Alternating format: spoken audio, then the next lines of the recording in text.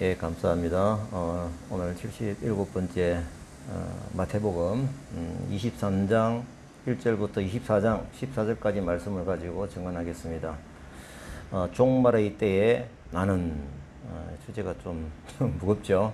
예. 제가 지금 이제 마태복음을 계속 하고 있는데 언제부터 시작했는가라고 보니까 한 5개월째가 되네요. 그러니까 다음 주이면은 이제 끝날 것, 아니다. 28장까지 있죠. 안 되겠네요. 하여튼 마태복음을 이게 쭉 연속을 하면서 참 축복이었습니다.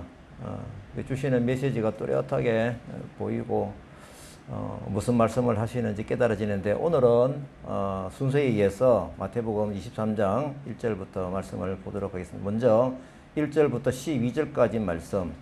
자리 다툼의 백신 뭘까? 성령 충만. 예. 제가 굵은 글씨 위주로 읽겠습니다. 이에 예수께서 무리와 제자들에게 말씀하여 이르시되 서기관들과 바리새인들이 모세의 자리에 앉았으니 그들이 말하는 바 행하고 지키되 그들이 하는 행위는 본받지 말라. 그들은 말만 하고 행하지 아니하며 무거운 짐을 묶어 사람의 어깨에 지우되 자기는 움직이려 하지 아니하며 그들이 모든 행위를 사람에게 보이고자 경문의 띠를 넓게 하며 옷수를 길게 하고 윗자리와 높은 자리와 문안 받는 것과 사람에게 랍비라 칭함 받는 것을 좋아하느니라. 너희는 랍비라 칭함을 받지 말라. 너희 선생은 하나여 너희는 다 형제니라. 땅에 있는 자를 아버지라 하지 말라. 아버지는 한 분이시니 곧 하늘에 계신 이시니라. 지도자라 칭함을 받지 말라. 너희의 지도자는 한 분이시니 곧 그리스도시니라. 누구든지 자기를 높이는 자는 낮아지고 누구든지 자기를 낮추는 자는 높아지리라. 아멘. 자기를 높이고 또 무거운 짐을 싫어하고 하는 것은 보통 사람들이 다 일반적으로 가지고 있는 어떻게 보면은 능력으로 보이기도 합니다. 오늘 말씀에서 예수님이 이 정상을 지적하시며 꾸지람을 하고 있습니다. 그 조심해야 되죠. 그 이유가 뭘까요? 이 정상으로 인해 가지고 영적인 건강이 나빠지고 궁극적으로는 영이 죽을 수 있기 때문입니다. 이제 보니 이 정상을 제가 생각해 보니까 요즘 유행하는 코로나 바이러스와 비슷한 거예요. 그래서 제가 이 말씀을 묵상할 때 이 코로나 바이러스에 지금 백신을 맞아야 하듯이 이 정상에 있을 때 영적으로 백신을 맞는 게 뭘까 제가 묵상을 좀 해봤습니다. 저는 지난 8월 12일 날 이제 2차 백신까지 다 맞았습니다. 아직 뭐 이렇게 백신 때문에 트러블이 안 생기니 참 감사하네요. 오늘 설교를 하게 하시기 위한 하나님의 축복인지도 모르겠습니다. 예. 이 백신을 맞으면 병원균인 그 바이러스 침투를 이기고 그 다음에 침투를 당하였다 하더라도 그 피해 증상이 아주 경미하게 나타난다는 통계가 있습니다. 그러면은 영적으로 오늘 보여주신 그 나쁜 증상, 바이러스 같은 그 증상 이게 백신을 맞아야 하는 것이겠죠. 그래서 저는 이 영적인 백신이 뭘까 하면 생각을 해보자라는 것입니다. 우리 인생은 비교 만족 또 반대로 비교 낙담 이런 부분이 큽니다. 제가 지난번에 말씀을 드렸죠. 미국에서 우리 조카들 포함해서 애들이 한 열 몇 명 됐어요. 세뱃돈을 얼마나 많이 받아갑니까? 미국에는 세뱃돈이 풍성하더라고요. 그래서 그 많은 어른에 의해서 다 세뱃돈을 하면은 집안이 휘청거릴 정도예요. 근데 걔들이 이제 어떤 모습이냐? 열 몇 명이 다 세뱃돈을 받아가지고 너무 기쁜데 지하에 내려가가지고 뭘 하느냐 하면은 너는 얼마 받았냐? 나는 얼마. 서로 비교하는 거예요.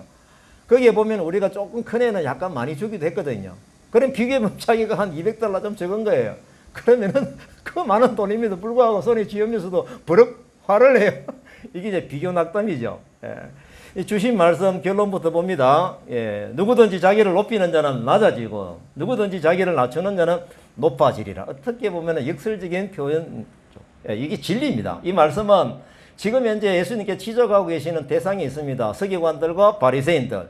이들이 잘못한 행실을 사례로 삼아가지고 반면 교사라서 지적을 하면서 제자들에게 무리들에게 교육을 하고 계시는 겁니다. 사람이 자신을 높이고자 하고 또 윗자리를 선호하는 것은 사실 제가 생각해 보니까 탐욕이나 음욕 이것도 치명적이거든요. 바알과 아세라는 탐욕과 음욕이잖아요. 대표적인 어떤 그 사람이 본능의 힘이 그쪽으로 쏠려 있는데 제가 한번 생각해 보니까 윗자리를 선호하는 것이 오히려 탐욕과 음욕보다도 그 욕구가 강한 것 같아요. 왜 그럴까 생각을 해봤습니다. 사실은 그 정상을 한 제자들의 모습을 보면 알 수 있습니다. 이들은 자신들이 거물을 버려두고 생업을 버려두고 예수님을 따라간 제자들 아닙니까? 그러니까 그렇게 볼 때 탐욕의 부분에 있어서는 어느 정도 참 좋은 점수죠. 뭐 100점이라 할 수는 없겠지만은 그죠. 굉장히 좋은 점수입니다. 또 그들 제자들 중에서 여자 문제로 스캔들을 일으킨 사례가 하나도 안 보였습니다. 있습니까 혹시? 제가 유근사님 성경 잘 아시는 그거 없죠? 그런 스캔들도 없어요. 하지만 제자들은 어떤 증상이 나타났습니까? 높은 자리의 다툼은 자주 있었습니다. 특히 예수님께서는 십자가의 죽으심을 예언으로 말씀하시는데 그 자리에서 동상이목으로 늘 높은 자리 싸움을 하고 있었던 그 제자들의 모습을 우리가 성경에서 쉽게 발견할 수가 있습니다. 좀 심했죠. 그러니까 이런 증상은 오히려 더 조심을 해야 되는 증상이 아닌가라고 해서 오늘 말씀을 보면 좋겠습니다. 물론 저도 이 말씀을 기록하면서 자유롭지 않습니다. 당연한 모습이긴 하죠. 이 자리 다툼이 언제 그러면 없어졌는가? 제가 성경을 보니까 참 아이러니하게도 예수님은 성천하시고 안 계시는데 누가 오셨어요? 성령님이 오신 거예요. 이 제자들이 성령을 받고 성령 충만해지니까 이 증상이 없어졌어요. 오히려 그들은 복음 전하는 일에 전력을 다했고 결국은 순교를 했다는 역사로 정해지고 있습니다. 그러면 성령 충만한 자리 다툼의 바이러스를 이기는 뭐다? 백신이구나. 이렇게 제가 묵상을 하면서 정리를 해보았습니다. 그래서 이 성령 충만의 배신을 막지 않으면 어떨까? 자리 다툼의 바이러스의 늘 오염에 이기기가 어렵겠죠. 늘 그 공격을 당하면서 거기에 잘 넘어지기도 하는 것입니다. 왜? 탐욕과 음욕보다도 오히려 인간 본능의 힘으로서 더 크기 때문에 저는 그렇다고 보는 것입니다. 이제 인간 본능의 힘을 따라가는 사람들 예수님께서 지금 고발을 하십니다. 마태복음 23장 13절에서 31절 말씀입니다. 타이틀이 아주 무서워요. 화 있을진저 외식하는 자들아. 이 부분은 여러분들 잘 아는 성경인데 성경이 좀 길긴 합니다. 한번 읽어보겠습니다. 화 있을진저 외식하는 서기관들과 바리새인들이여 천국 문을 사람들 앞에서 닫고 너희도 들어가지 않고 들어가려 하는 자도 들어가지 못하게 하는도다. 굉장히 심각한 정상이죠.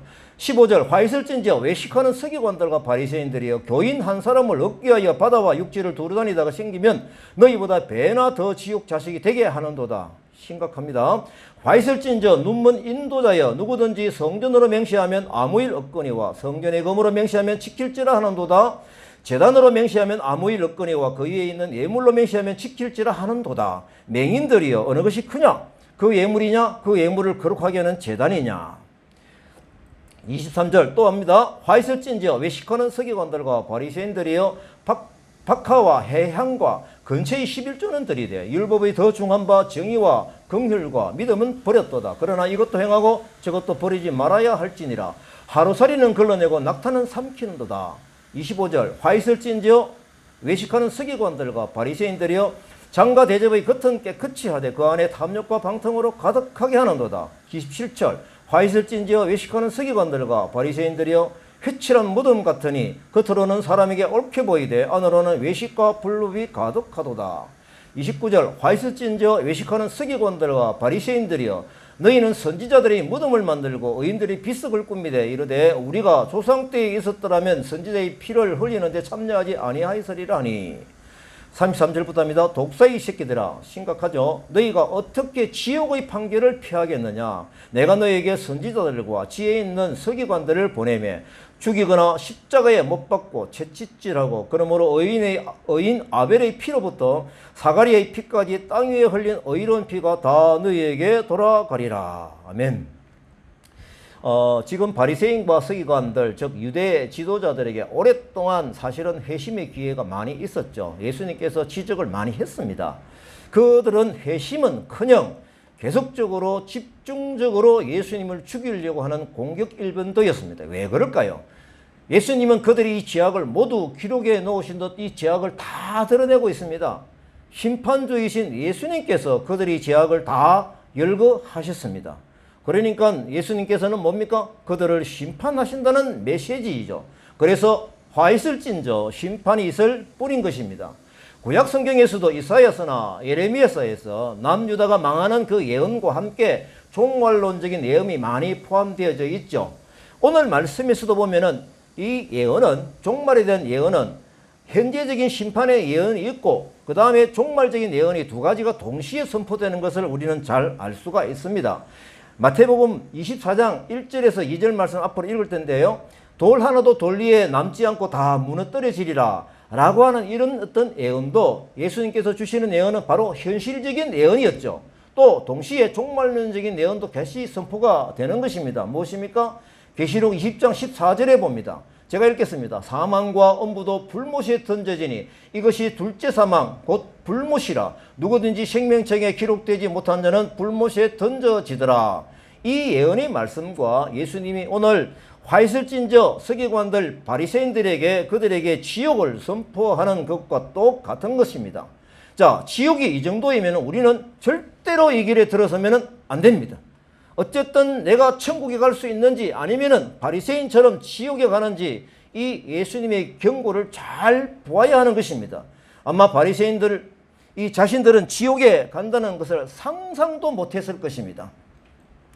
요즘의 이치로 보게 되면 뭡니까? 교회 안에서 지도자급들이기도 하죠. 좀 오버랩이 되는 느낌도 있습니다. 교회에 오래 다닌 사람일수록 오히려 비적격적으로 분류되는 그 자리에 들어가기가 너무나도 쉽다라는 것을 이 바리새인들과 서기관들, 유대 지도자들의 모습을 보고 경고로 들어야 하는 것입니다. 심판주이신 예수님께서 지옥으로 갈 수밖에 없는 그 잘못을 지금 모범답안으로 반면교사로 알려주시는 것이죠. 이 말씀을 메시지로 뚜렷하게 해주시면 무엇입니까? 이 말씀을 대하는 우리들에게 경고로 또 알림으로 저희들에게 천국의 길로 갈 수 있는 그 길을 갈 수 있도록 우리들에게 말씀으로 주신 것이죠. 그들이 저지른 죄악을 모두 기록해 놓으셨던 것처럼 선명하고 알려주시는 그 경고가 있으니 이 경고를 저희들은 유심히 들어야 합니다. 공통적으로 이들이 저지른 죄악을 살펴보니까 무엇입니까? 외식하는 것입니다. 이 외식이라고 하는 것은 공동 번역 성경에서는 뭐라고 표현이 되냐 하면 위선자라고 번역이 되어 있습니다. 예수님이 가장 싫어하는 사람, 성경에서 가장 배척하는 단어가 위선자입니다. 이같이 과격한 말은 여러 성경에서도 많이 언급이 되어져 있는 것이죠. 이렇게 위선자라고 단정 지어는 이유는 무엇입니까? 서기관들과 바리새인들 신앙적인 이율배반적인 그 모습 때문인 것입니다. 우리가 읽었을 때 정말 소름이 끼치도록 그들이 잘못이 지적이 되고 있습니다. 자기도 천국에 못 갈 뿐 아니라 지도자의 위치에 있으니까 천국에 가기 위해서 하나님의 백성 되려고 하는 그 사람들도 같이 천국에 가지 못하게 한다라는 것입니다. 그 외식으로 인하여 하나님 나라를 파괴하는 그들인 것입니다. 자, 그 내용을 보게 됩니다. 13절입니다. 종교 지도자가 위선자이면 어떻게 됩니까? 천국 문을 사람들 앞에서 닫아버립니다. 자신도 들어가지 않고 들어가는 자를 들어가지 못하게 하는 악한 일을 저지르죠. 15절을 봅니다. 많은 사람들을 지옥 자식이 되게 한다고 합니다. 자신들의 행실도 온전하지 못하면서 자기를 따르게 하는 지도자, 또 자기뿐만 아니라 다른 사람들까지도, 따르는 자들까지도 어디에? 지옥에 빠뜨리는 것입니다. 16절입니다. 세 번째, 그들이 눈먼 인도자여서 그 피해가 엄청나다는 겁니다. 그들은 진리의 눈이 먼 완고한 무지자들인 것입니다. 그 사례가 18절에 있죠. 제단으로 맹세하면 아무 일 없거니와 그 위에 있는 예물로 맹세하면 지킬지라 하는도다. 이것이 뭐냐면요, 예배하는, 하나님께 예배하는 것보다 성전 제물에 더 관심을 가지고 있는 모습입니다. 바리새인들, 다시 말하면 교권주의자들이죠. 그들이 잘못을 적나라하게 고발하고 있는 것입니다. 바리새인들은 돈을 두고 맹세한 것만 효력이 있다고 하는 것이죠. 따라서 거짓 지도자들은 하나님을 황금보다 낮추고 또 재물보다도 낮추는 그런 결과를 초래하고 말았다라고 하는 것입니다. 네 번째 지적을 봅니다. 하나님의 정의와 긍휼과 믿음을 버렸다라고 하는 것입니다. 거기에 보게 되면 박하와 해향과 근처의 11조, 이 박하와 해향과 근처는 제가 자료를 보니까요, 그 식물 중에서 아주 사소한 것이랍니다. 그러니까 이런 것들은 11조 바쳐도 크게 뭐 부담이 안 되죠. 그건 중요하게 생각을 하는데 율법에 더 중요한 바 뭐를? 정의와 긍휼과 믿음은 버려버리는 것이죠. 하지만 예수님은 뭐라고 말씀하십니까? 이것도 버리지 말고 저것도 버리지 말아라 라고 하는 것입니다. 그들이 저주를 받는 이유는 뭡니까? 사소하고 세분된 규정, 전통에는 아주 민감하나 더 중요하고 근본적인 율법 정신에 있어서는 무관심하다라고 하는 것입니다. 이들을 한마디로 해서 바로 뭡니까? 외식하는 자다. 예수님의 비판은 이렇게 세세한 11조 생활을 비판하는 것이 아닙니다. 그들이 행실에 대한 비판을 하고 있는 것입니다. 율법에서 더 중요하게 지켜라고 하는 정의와 긍휼과 믿음을 버리는 이상한 왜곡된 믿음 생활을 하고 있는 것을 지적하고 계시는 것입니다. 정의와 긍휼과 믿음은 눈에 보이지 않고 삶을 통해서 사람과 사람, 사람과 하나님 사이에 실제로 보여줘야 하는 것이죠. 이것이 더 중요한 것입니다. 눈에 보이는 것은 잘하는 것처럼 보이고 눈에 보이지 않는 그 중요한 부분은 소멸시키는 그들, 외식하는 자인 것입니다.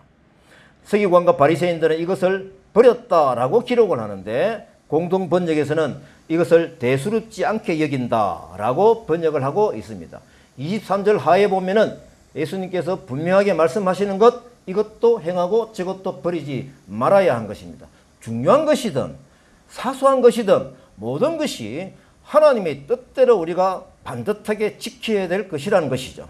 24절에 보면은 잘못된 믿음 생활하는 유대인을 또 비판합니다. 하루살이는 걸러내고 약대는 삼키는도다. 이런 비유적으로 상징적으로 과장된 표현이긴 하죠. 하루살이와 약대를 극적으로 비교시킵니다. 대비해서 더 중요한 것과 덜 중요한 것을 구분시켜서 하기 쉬운 일에는 생색을 내고 자랑하고 더 중요하지만 크고 어려운 일은 모른 척하고 책임을 회피하는 위선적인 그 종교인을 비판하는 말씀이죠. 그래서 지금 예수님은 화이슬진저 선포를 하시는 겁니다. 심판주로서의 선포입니다. 그 다음에 25절 봅니다. 다섯 번째, 겉은 깨끗하되 그 안에는 탐욕과 방탕으로 가득하게 하는 사람들이다. 다섯 번째 저주 선언문입니다. 서기관들과 바리새인들의 표면적이고 가식적인 율법적 청결, 이것을 빗대어 묘사해서 그들을 지적하는 것이죠. 그러기 안팎 모두가 깨끗이 되어야 되지만 우선적으로는 어디가 더 깨끗이 되어야 됩니까? 물론이죠. 안쪽이죠. 그게 담겨지는 것 때문에 그렇습니다. 그런데 서기관들과 바리새인들은 그릇 안을 오히려 탐욕과 방탕으로 채워버린 것이죠. 중요한 것은 속마음인데 이들 속이 겉으로는 깨끗한 척하면서 탐욕과 방탕으로 가득 채워졌다라고 지적을 하시는 겁니다. 그래서 화이슬진저이죠. 27절은 여섯 번째 저주 선언문입니다. 뭡니까? 겉으로는 사람을 옳게 보이되 안으로는 외식과 불법이 가득하도다. 25절과 같은 형태이죠. 겉과 안을 대칭적으로 보여주면서 그들이 잘못을 비판하고 있는 것입니다. 회칠한 무덤이라고 하는데 제가 자료를 찾아보니까요. 이것은 길가에 있답니다. 길가에 무덤이 있는데 그 무덤에 회칠을 표시를 해낸답니다. 이것이 이제 뭐냐면 가난한 자들의 무덤인데 이 무덤은 쉽게 식별을 할 수 있도록 그렇게 회칠을 한답니다. 피해가라는 뜻입니다. 그것을. 그래서 왜냐하면 율법에 의하면 시체나 무덤을 만진 사람은 7일 동안 부정한다라는 그런 메시지가 있거든요. 그래서 바리새인과 서기관들의 겉과 안의 이질적인 모습의 외식은 이렇게 피하라라고 하는 말씀이죠. 자, 이제 일곱 번째 화이슬진저입니다. 뭡니까? 선지자들이 무덤을 만들고 의인들이 비석을 꾸민다고 하는데 무슨 뜻입니까? 무덤을 만들고 비석을 세우는 근본적인 동기는 뭡니까? 그 선열의 발자취를 쫓고 자신들이 그렇던 행위를 고쳐나갈 목적으로 되어야 되는데 그렇지 아니하고 위선자들은 자기들이 신앙을 들여 높이는 교만한 모습으로 지적을 당하고 있는 것입니다. 이렇게 해서 예수님은 화이슬진저 심판하시는 내용을 여러 가지로 말씀을 하셨으나 핵심 키워드는 뭡니까? 같이 합니다. 시작! 외식하는 서기관들과 바리새인들이여, 이것입니다. 예수님께서 이렇게 구체적인 사례를 7번이나 보여주면서 따라가지 말라고 하신 이유는 무엇일까요? 믿음 생활에서 겉과 속이 다른 길로 빠지기가 너무 쉽다라는 겁니다. 경계하지 않으면 빠져 들어갑니다.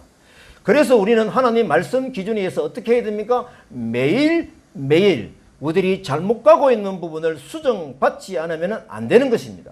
특히 오랜 믿음 생활을 통해서 쌓여있는 마일리지의 힘으로 지도자의 자리에 들어가는 막연한 그 지도자들, 영적인 생명력이 없는 그 지도자들, 따르는 사람들을 같이 파멸시키는 극히 조심해야 될 행동인 것입니다. 지도자의 잘못은 따르는 백성을 오염시키는 위험이 큰 것입니다. 그래서 그들은 바로 심판의 대상이 되는 것입니다. 예수님은 이에 23장에서 심판의 대상과 그 내용을 말씀하시고 이어서 24장에는 종말의 때의 징조와 구체적인 심판의 내용을 알려주십니다. 마태복음 24장 1절에서 14절 말씀, 제가 소제목을 종말의 때에 나는 이렇게 해보았습니다.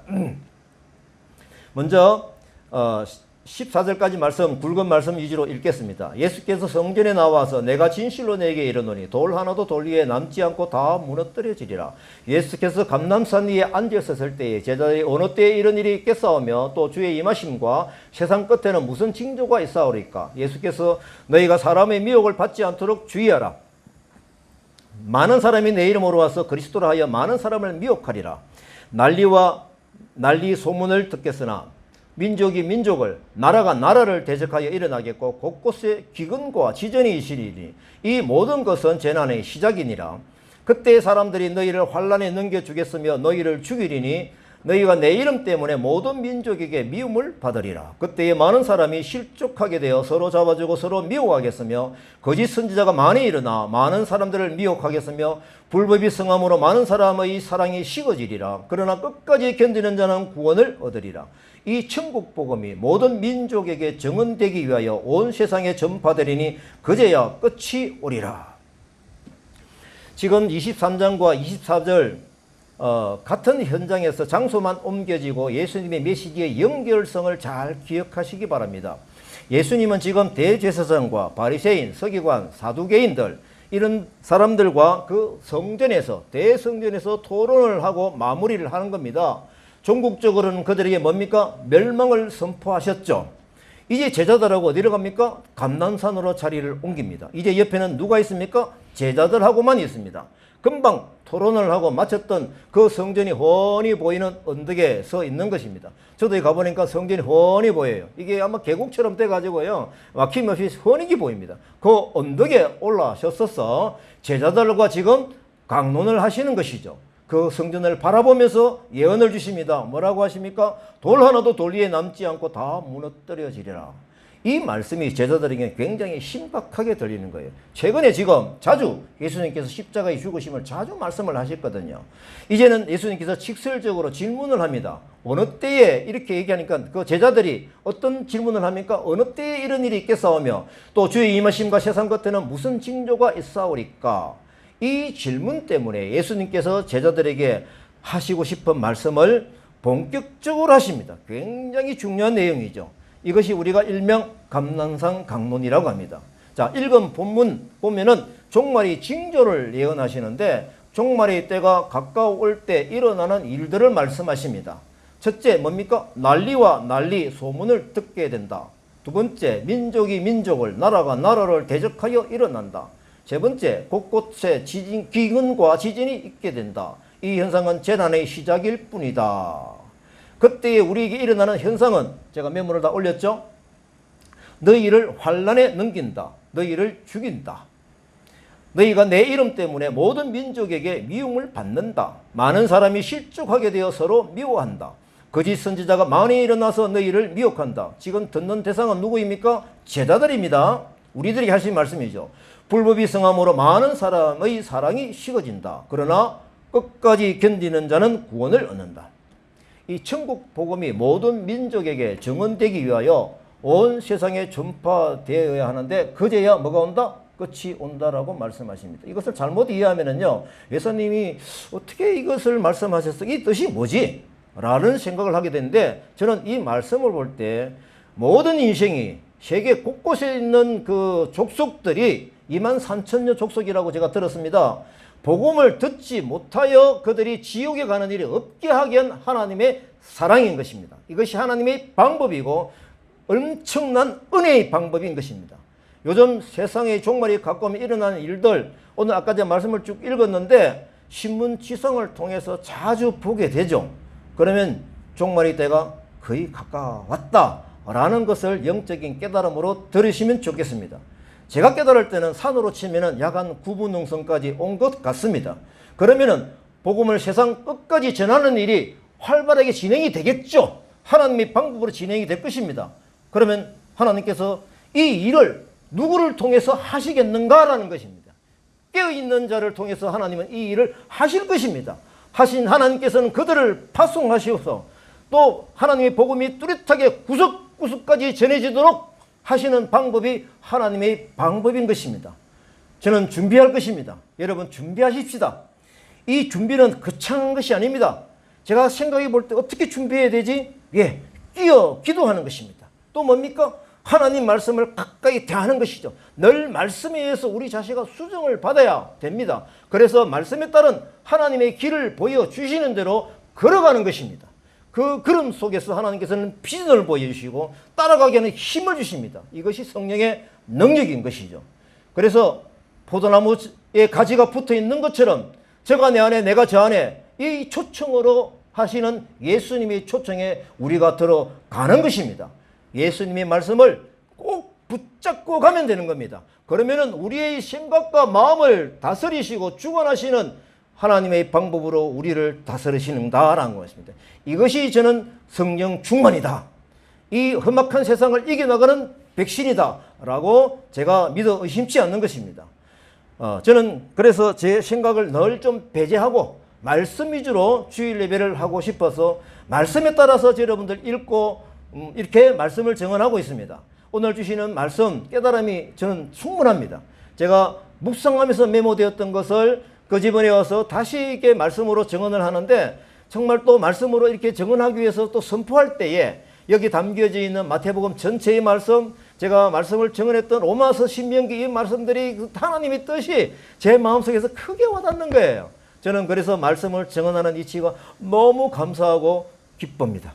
자, 주신 말씀을 깊이 생각해 보십시다. 끝이 온다는 것은 하나님의 나라가 완성되어서 이 땅에 임한다는 뜻입니다. 그러면은 다른 민족들에게도 이 천국 복음이 세상 끝까지 전파되어야 되죠. 예수님이 간절한 소원 아닙니까? 그런데 우리가 열방을 향해서 가야 되면은 유럽으로, 동남아시아로, 아프리카로, 남미로 가야 하는데 거기 있는 사람들이 여기 한국에 오는 거예요. 지금 통계로는 200만 명. 이 상승 속도가 엄청납니다. 곧 이어서 250만 갈 때가 지금 코로나이기 때문에 이게 주춤할 뿐이지 이게 풀리면 아마 막 몰려올 겁니다. 쓰나미처럼 몰려올 겁니다. 우리는 준비해야 됩니다. 열방을 향해서 복음을 전하라 하는 예수님의 뜻이 말씀 속에서 분명히 깨달아질 것입니다. 그러면 깨달아지는 대로 우리의 마음과 생각을 하나님께서 다스리십니다. 이것이 성령님이 주시는 마음으로 알고 비전을 가지고 열방을 향한 한 걸음 한 걸음 나아가는 것이죠. 그 걸음 중에 하나님께서는 동력자를 붙여주십니다. 아니 제가 그들이 동력자이기도 하는 것이죠. 제가 이 부분을 말씀을 정리하다가 지난 한 주간 동안 일이 이건데 라는 마음이 있어서 제가 간증으로 좀 마무리를 좀 하고 싶습니다. 지난 한 주간 한 5일간이죠. 이 수산 땅에서 엄청난 일이 진행이 되었습니다. 이 내용은 사실은 제가 설명을 하니 우리 토요일 날 아침에 이 박경수 선교사님이 보내주신 문자가 그 내용이 보면은 설명이 참 잘 되어 있어가지고 제가 이 문자를 이대로 제가 올립니다. 제가 그냥 읽듯이 좀 하도록 하겠습니다. 그러면은 지난 5일간 하나님께서 동력자들을 통해서 열방을 향한 하나님의 마음을 품고 가는 자들을 통해서 어떤 일이 일어났는지 아마 이것이 지금 선포되고 있습니다. 아마 처음 들은 우리 자녀들 처음 들을 거예요. 잘 봅니다. 지금 이 박경수 선교사님은 자동차 선교회 리더십니다. 무상지원 91번째 이야기 해가지고 이거는 제가 다음에 말씀을 드리도록 할게요. 자, 이제 5일 동안 일어난 일입니다. 어제 오후, 토요일 날 쓰셨으니까 어제 오후죠. 밀양의 수산에서 3년 동안 다문화 사역을 해오신 다문화 카페교회 최성 교사님, 유성 교사님, 부산에서 노숙자 하시는 물방골 애양 공동체 문 목사님, 그리고 자동차 선교회 운영하며 선교인 마을을 추진하는 대표들이 모여가지고 마라톤 회의를 통해 다문화 선교인 공동체라는 동력의 그림을 완성했다. 그리고 다문화 선교 공동체 첫 번째 쉼터가 될 만한 쉴만한 물가의 여관도 시작한 지 불과 5일 만에 구매하는 것으로 결정했다. 아마도 이런 속도라면 찬바람이 불기 전 인테리어를 마치고 100여 명이 입주할 수 있는 게스트하우스가 완성되지 않을까? 그러나 그 며칠 사이 내 속에서 일어났던 나의 심리적 상태를 고백함으로 추한 내 모습은 드러나고 오직 이 사역의 주인 되시는 하나님께만 감사와 찬송이 드려지기를 원한다. 나흘 전이면 화요일이죠. 수산의 다문화 카페교회를 방문해 최성 교사님과 부부를 만난 후 다카교회 이치와 환경에 대해 비효율적인 어려움이 있다는 사실을 듣고 이 사역을 위해서는 수산 시내의 낡은 여관을 알아봐야겠다라는 생각이 떠올랐다. 그래서 그 주신 인도하심을 따라 바로 다음날 나는 수산에서 17년간 부동산을 하시는 지인인 박 사장님을 만났고 오래된 여관 같은 게 없나요? 라고 물었다. 그러자 그는 잠시 생각하더니 떫떫한 표정으로 있기는 한데 주인이 너무 많이 달라고 했어요 라고 하신다. 그래도 한번 가보시죠. 그래서 그의 소개로 구도심의 설렁화된 상업지역의 강변에 자그마한 여관을 보는 순간 바로 이거다라는 생각이 들었다. 다시 주인에게 연락해 시세를 알아봐 주세요라고 부탁을 했다. 그는 손사래를 치며 주인이 몇 년 전 터무니없는 가격을 달라고 해서 접수도 하지 않았던 곳입니다 라신다. 그래도 다시 한번 일어나 주세요. 알아봐 주세요. 라고 부탁을 하고는 헤어졌다. 다음날 오전 박 사장님이 약간 흥분된 목소리로 전화가 왔다. 여관의 시부는 2명으로 되어 있는데 서로 분쟁이 있어서 처음 얘기했던 금액의 거의 절반 가격에, 제가 다시 합니다. 거의 절반 가격에 살 수 있을 것 같다는 소식이었다. 순간 사탄은 내 마음에 속삭이기 시작했다. 그 정도의 가격이라면 아무리 돈이 없어도 상업지역에 강변의 리버뷰와 공원도 있고 넓은 주차장의 공유지도 도로로 물고 있으니 장기적으로 볼 때 투자 가치가 상당한데 네 이름으로 사야 되는 것 아냐? 그러자 정말 여관은 보암직도 하고 먹음직도 하고 지혜로워질 만큼 탐스러운 보였다. 그러나 그는 아마 사탄으로 표현한 것 같아요. 내게 나의 부족한 현실에 대한 불평과 불만을 보여주며 가능한 몇 가지 무안을 제시했다. 그러나 하나님께서는 내가 그 그릇된 발람의 길을 가는 걸 허락하지 않으셨고 더 겸손하게 모든 걸 내려놓아야 한다는 사실을 깨우쳐 주셨다. 그래서 나는 이 문제는 내가 결정하지 않기로 했고 하나님의 인도하심을 기다리며 하나님이 선하시고 온전하신 뜻을 발견하기 위하여 노력했다. 그리고 다음날 새벽 하나님께서는 그런 나에게 수산을 향한 더 큰 그림과 하나님의 계획을 보여주셨고 순간 이것은 노다지다라는 생각이 들었다. 어제도 역시 사탄은 나뿐 아니라 동력자들을 넘어뜨리기 위해 호시탐탐 기회를 놓치지 않고 역사했지만 감사하게도 아무도 그 시험에 넘어지지 않았고 늦은 밤 명의 이전에 대한 정리가 끝나자 기다렸다는 듯 리모델링에 대한 솔루션도 보여주셨다. 그리고 순적하게 1년 같은 하루가 마무리되었다. 그리고 사랑하는 제자 베드로를 향한 탄식하시던 우리 주님의 말씀이 생각이 났다. 시몬아 보라 사탄이 너희를 밀가부르듯이 하려고 요구하였으나 그러나 내가 너를 위하여 내 믿음이 떨어지지 않기를 기도하였노니 너는 돌이킨 후에 내 형제를 굳게 하라. 네 주님, 그동안 제 마음을 결정하고 살아온 지난 시간들 정말 죄송합니다. 그러나 그럼에도 불구하고 이렇게 사랑해 주셔서 감사합니다. 오늘도 우리를 시험에 들지 않게 하시고 악에서 건져주심에 감사하며 늦은 밤 캄캄한 강변의 산책로를 홀로 걸으며 미친 사람처럼 하늘을 향해 중을 그렸다. 비로소 내 인생에 가장 중요한 사역이 시작되고 있다는 것 같다는 생각이 들었다. 그리고 또한 다문화 선교 공동체를 시작으로 수산에 일어날 하나님의 계획들로 인해 마음이 설레었다. 그러나 그 모든 것보다 더 감사한 것은 지금 내게 큰 돈이 없다는 사실이었다. 만약 내게 그 많은 돈이 있었다면 나는 겸손히 하나님을 바라며 그분의 뜻을 찾기보다는 내가 생각한 대로 모든 일을 추진하며 마치 성경에 등장하는 2명의 사울처럼 망령되이 행하며 사무엘이 사울에게 이르되 왕이 망령되이 행하였도다. 왕의 하나님 여호와께서 왕에게 내리신 명령을 지키지 아니하였도다. 내 생각대로 하는 것이 하나님을 섬기는 법이라고 착각하며 교회를 잔멸하며 스데반의 죽음을 마땅히 여겼던 사울처럼 사울은 그가 죽음 당함을 마땅히 여기더라. 사울이 교회를 잔멸할 시에 각 집에 들어가 남녀를 끌어다가 옥에 넘기니라. 의기양양한 개선 장군이 되어 하늘 높은 줄 모르고 교만했을 것인데 다행히 지금 나는 집 한 칸 없이 차박을 하며 한 달째 강변의 무료 주차장에 살고 있다. 하지만 감당치 못할 시험을 허락치 아니하시는 하나님께서 나의 연약하고 작은 그릇을 깨지지 않게 보호하시려고 대기업 자회사의 상무로 안정된 월급을 받게 하셨을 뿐 아니라 주어진 세상 일들에도 큰 성과와 만족을 주셨고 또한 하늘로서 내려오는 큰 평안을 누리며 살게 하셨다. 여기까지가 박 부장님이 토요일날 아침에 보낸 문자입니다. 제가 문자를 보고 좀 울컥해서 눈물을 좀 흘렸어요. 저를 통한 메시지이기도 하고 이 수산을 향한 하나님의 큰 마음이 제가 크게 깨달아졌기 때문입니다. 그래서 그 건물을 지금 한번 보시죠. 예, 사진을 제가 올렸죠. 예, 이 건물입니다. 이제 제가 좀 말씀을 드리도록 하겠습니다. 제가 금요일 회의를 할 때 계약을 누구 이름으로 하는가에 대해서 의논이 있었습니다. 금요일이면 어제 그제죠.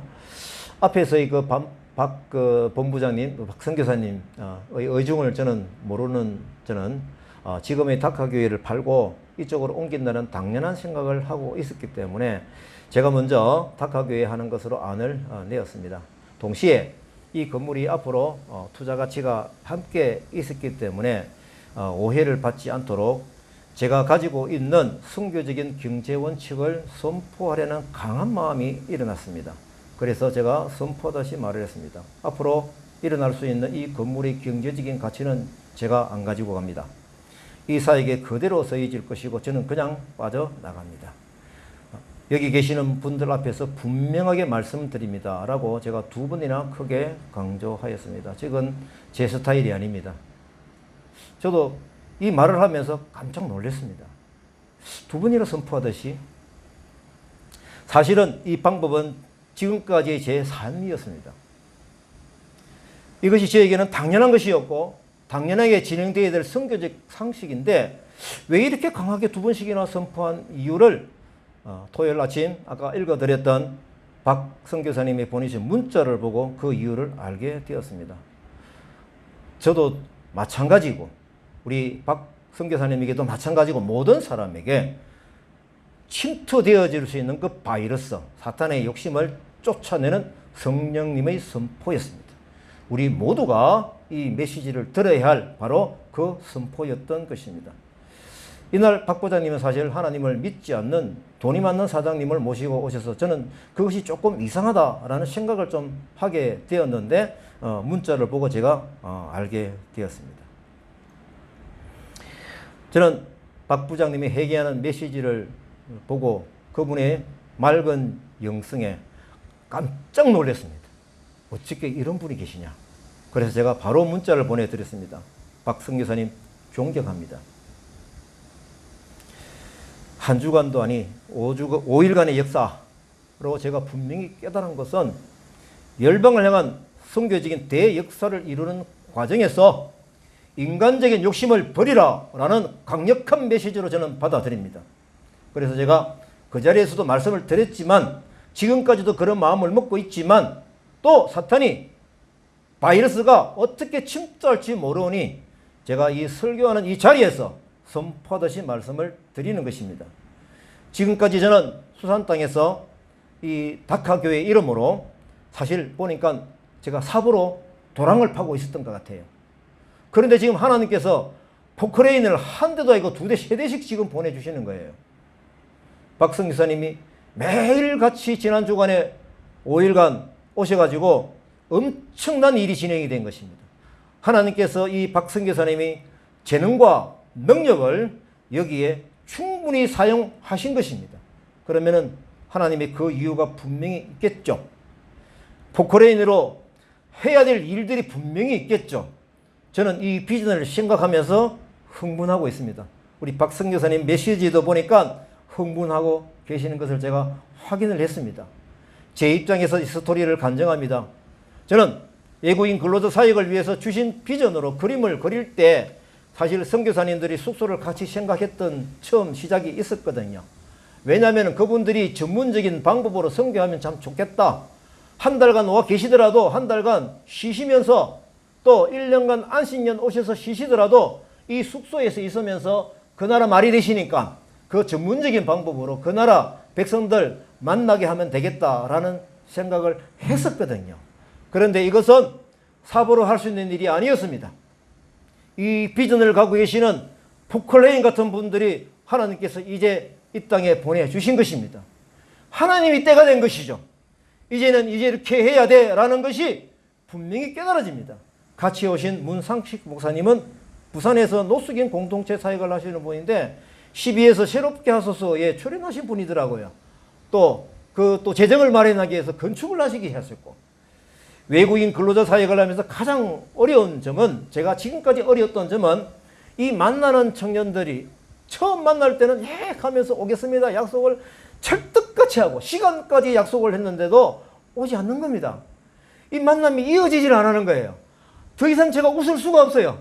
더 이상 제가 사랑을 표현할 수가 없는데 더 이상 어떻게 해야 이 친구들이 내 이 사랑의 진심을 알고 올 것인가 라는 그런 어떤 그 충돌이 좀 있었거든요.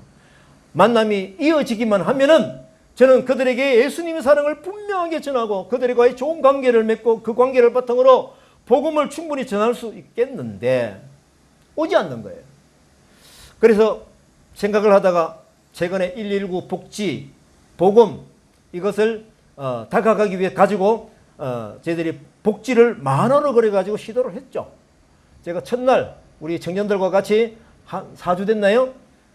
나가자마자 스리랑카 친구 2명을 만나는데 이 친구가 성공이 된 거예요. 바로 여기 와가지고 그 보험정서에 우리가 원하는 대로 다 사인하고 갔습니다. 저는 사보로 지금 도랑을 파고 있는 중이죠. 그런데 하나님께서 지금 포크레인 통역자를 보내주셨으니 이것이 어떻게 발전이 될 것인가. 수산 중심의 땅, 상업지역에 낙동강 자연을 즐길 수 있는 뚱 옆에 주차장이 넉넉한 곳에 외국인 숙소를 할 수 있는 폐업을 한 안여관을 가계약을 하게 하신 것이죠. 이 부분은 박 선교사님의 능력입니다. 지금 그분이 이 자리에 앉아 계십니다. 저는 깜짝 놀랐어요. 어떻게 이러셨는지. 지금도 너무 얼떨떨해서 제가 꿈을 꾸고 있는가 혼돈이 될 정도입니다. 앞으로 이 수산 땅이 열방을 향한 선교지가 되겠구나. 아니 선교 중심지가 되겠구나 라는 비전을 품게 됩니다. 이제 이 땅에서 이루어질 합력하여 선을 이루시는 하나님의 방법, 선교 행진을 기도하며 기대할 것입니다. 여러분들 같이 마음을 품고 이 기도에 동참하시면 좋겠습니다. 아멘입니까? 아멘.